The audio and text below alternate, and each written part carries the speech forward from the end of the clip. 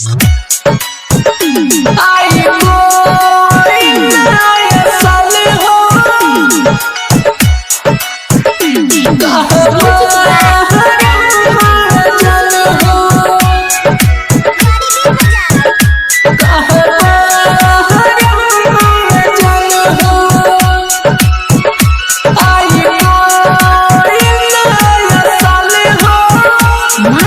Recording studio Mumbai.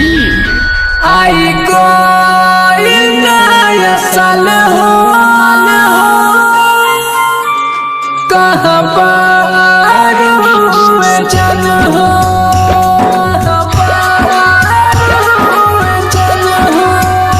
आई कोई नया साल हो कहाँ पर हुए जन हो दिल तोह के पुकारता हवे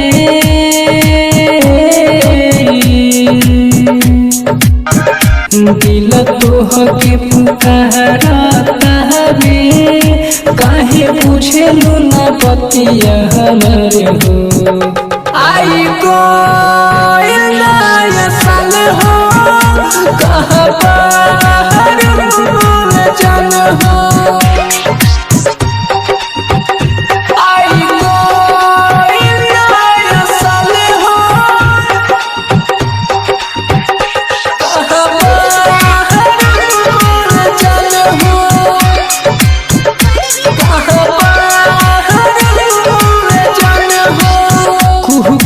दिलवा होला जब फिलवा रोइल बिलख बिलख के रोइल बिलख बिलख के जाय से पहिले काहे न हमके गइलू जहरिया देके तोहे के तना प्यार करिले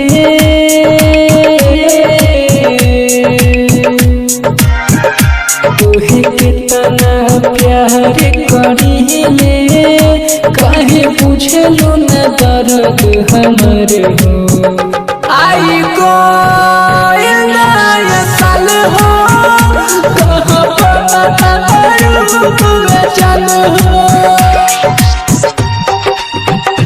आई कोई नया साल हो